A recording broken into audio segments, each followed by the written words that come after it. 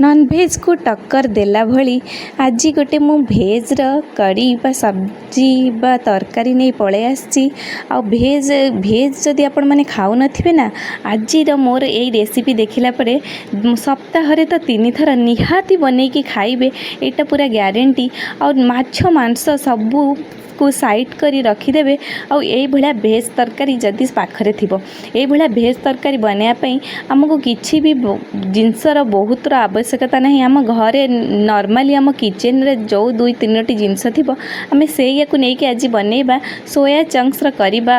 Soybean बड़ी आलूर तरकारी। देखंतु मु एठी गोटे फ्राई पैन नै जाईची फ्राई पैन रे मु देई देईची बा चाहा सनस्पेन जहाँ भी कहि परिबे सेथरे मु टिके गरम पानी करिया को देई देईची आ एठी नैची गोटे कप सोया बड़ी छोट छोट दानार सोया बड़ी नहीं आटा ग्राम हिसाब रे हेले 150 ग्राम हम आटा को एबे आमे गरम पानी जितेबाला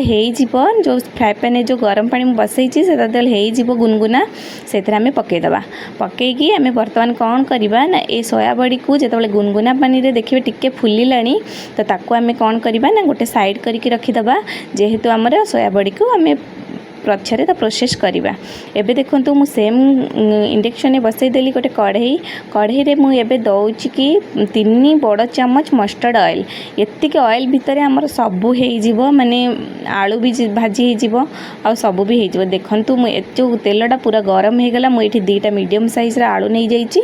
आ एबे मु से कढ़ई रे दे देबी ए जो मीडियम साइज रा 2टा आलू। आपण चाहिले सोया चंक्स रा आ आलू रो क्वांटिटी कम बेसी भी करि परिबे। मु एठी 4 जनक पई रोसई करूची से पई मु एठी 2टा मीडियम साइज रा आलू नैची। आपण चाहिले आलू को स्किप भी करि परिबे आ आलू पके भी परिबे आ आलू रो क्वांटिटी कम बेसी भी करि परिबे। एठी देखंतु मु एम्ति एपट सेपट करी जे पर्यंत आलू गोल्डन ब्राउन न हो जाईची से पर्यंत आमे एम्ति ताको भाजी नबा। देखंतु आलू हमर तो भाजी होची आमे चलंतु जिबा एबे मसालाटा प्रस्तुत करनबा। मसाला प्रस्तुत करिया पई आमे प्रथमे एम्ति गोटे ग्राइंडर जार नै जिबे ग्राइंडर जार रे दे देबे गोटे मीडियम साइज रो मु एठी गोटे पियाज नैची आ हाफ इंच रो अदा नैची आ एबे मु 10 रु 12 पकुड़ा रसुण नैची आ एठी मु 2टा मीडियम साइज रो टमाटो नैची आ आपण चाहिले जदि आपण पाखरे बड़ टमाटो अछि साइज रे तो आपण गोटे बड़ टमाटो नै परिबे। तो आमे मसला करिया भितर हमरा देखंतु एठी आलू पूरा बहुत बढ़िया से भाजी हे गला। देखंतु आलू रो कलर भी बहुत बढ़िया से पूरा चेंज भी हे गलानी आ एबे आमे कोन करबा ना देखंतु आलू रो तेल पूरा छाड़ी गलानी माने आलू जेतिक तेल सोक करिया कथा करि सल्लानी आ आलू रो तेल भी छाड़ी गलानी। आमे गोटे जाली साहाय्य रे आकु कोन करबा ना आलू को सब तेल रो अलगा करि नबा। देखंतु मु गोटे जाली साहाय्य रे एबे सब आलू को मु बाहर करिकी पूरा तेल रो अलगा करि नेबी। तो चलो देखंतु मु एबा आलू को पूरा पूरा अलगा करि नउची तेलरू आ सेम कढ़ई रे आमे कोन करबा जो सोया चंक्स गुडा आमे रखी थिबा सेथरे तो एक्स्ट्रा पानी थिबो ना तो सेथि पई ताको कोन करिवे ना सेम कढ़ई रे दे देबे टिके भाजिया पई। जदि सोयाबीन बड़ी रे बा सोया चंक्स रे जदि पानी रहे ना तरकारी पूरा पाणचिया लागे माने सेटा खाइला बेलू बेसी स्वाद लागेनी। तो सेथि पई आमे सोयाबीन बड़ी को एम्ति माने चिपुड़ी चिपुड़ी रखिकी ताको एम्ति तेल रे पूरा बढ़िया से गोल्डन ब्राउन हबा पर्यंत बा सोया चंक्स रो सबु पानी सो मैंने छाड़ी जावा पर्यंत आम कौन करवा ना ताको फ्राए करवा। एबे देखंतु पूरा सोयाबीन बड़ीटा मोर पूरा बहुत बढ़िया से फ्राए हो गलानी धीरे धीरे गोल्डन ब्राउन भी हवा को जाऊँगी। आउ देखंतु सोया चंक्स गुड़ा केमिति पूरा फुला फुला और खिला खिला गोटी गोटी रहिला एमती पूरा ताको तेल रे पूरा बढ़िया से डीप फ्राए करनेबे और डीप फ्राए करिकी ताको बढ़िया से जेमती आलू बाहर करथिले से बेला ताको आलू संगे ताको बाहर करके आमे रखिदबा। आउ सेम पुन गोटे कढ़ई बसईदबा। सेम कढ़ई रे मु कौन करी ना आउ 2 चम्मच तेल नेबी मस्टर्ड ऑयल नेबी 2 बड़ चम्मच नहीं जावा एथरे मस्टर्ड ऑयल आ तेल को टिके बहुत बढ़िया से गरम हवा पे भी छाड़ी देबे। गरम हे कि पूरा धुआं बाहला बड़को मु सेतरे किछि खड़ा मसाला देइछि जेमिति तेजपत्र 2टा दालचीनी 2 खंड आ 2टा इलायची आ गोटे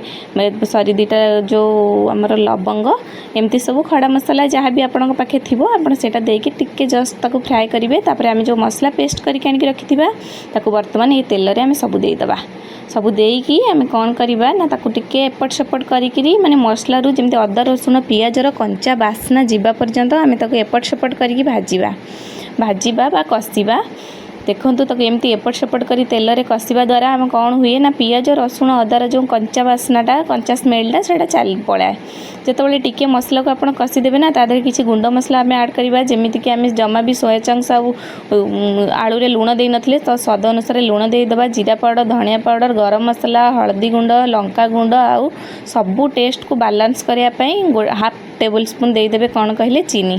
चीनी दबा द्वारा माने तरकारी माने एते टेस्ट बहुत माने भोजी से जमती आपन को लगे टिके स्वीटनेस थाए तरकारी रे से बडा टिके स्वीटनेस रहइबो और टिके तीखा रहइबो जेमती लागे कथा तरकारी पूरा परफेक्ट भी लागिबो। आ चीनी देकी थरे चीनी देकी देखंतु एते टेस्ट तार पूरा माने आसीबो टिके डिफरेंट टेस्ट आसीबो किंतु बहुत ही बढ़िया टेस्ट आसीबो। आ देखंतु मु एमती टिके तादरे पानी दे देली आ पानी देकी मसला को से पर्यंत कसिबे जे पर्यंत तेलरु मसला अलगा न हो जाइछि बा मसला पूरा बढ़िया से जो गुंड मसला देइथिले बा अदा रसुण प्याजर पेस्ट देइथिले से सबु भल भाबरे पूरा हमर कोन करिवो ना मसला रु तेल पूरा जेमती अलगा हे जा पर्यंत एमती ताकू धीरे धीरे कसी चलिबे जे पर्यंत देखिबे कड़ाई रु भी मसला अलगा हे जिवो तेल रु भी मसला अलगा हे जिवो देखिबे जे मसला रो गोटे बास्ना ही अलगा हे जिवो तो जानिबे पूरा मसलाटा हमर परफेक्ट बनी गला। आ जेतेबेले देखिए मसलाटा आमर पूरा परफेक्ट एवं बनीगला आम तादे कौन करवा ना जो सोया चंक्स आलूटा आम रखी फ्राए करिकी ताकू बर्तमान ये मसला देकी ताकू आम 10 मिनिट भाया कषा कहीं जेहेतु आम लुण दे नथिले कौथिरे भी प्रथम लुण देने आउ एबे आम मसला ही लुण हलदी सब देइथिले तो सोया चंक्स आलू को आम टिके लुण और मसलार तार माने ऑब्जर्व करबा टिके टाइम लागिबो तो ताकू आम सीम करिकरी सब बेले गैस रो फ्लेम सीम रखिबे आ नहले माने तरकारी लागी जिबार बहुत संभावना थाए आ अल्प अल्प एमती आंचरे ताकू कौन करेंगे ना 10 ରୁ 15 मिनिट भाया टे घोड़े घोड़े घोड़े घोड़े कषे ना एमती टिके जस्ट जदि लगी जाऊ टिके जस्ट पानी देदेवे आ देकी ताकू भल से एमती कषिबे कषिदेवे 10 मिनिट खंड तापर देखिए पूरा तादरे बढ़िया बास्ना गोटे आसला तो तादरे आपण ग्रेवी हिसाब से आप पानी देवे जमी भात में खाइबा आपन को केमती ग्रेवी रखा पड़ो रुटी पिठा परोटा सहित खाइबा केमती ग्रेवी रखा हम सेमती आपण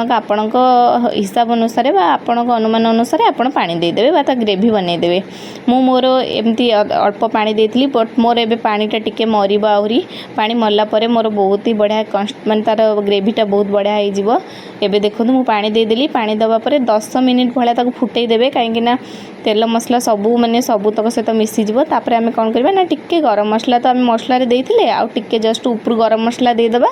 आपन जदि चाहिए भी करिएंडर लीफ दे पारिबे गार्निशिंग पई तो नहीं जदि स्किप करदेबे किसी असुविधा नहीं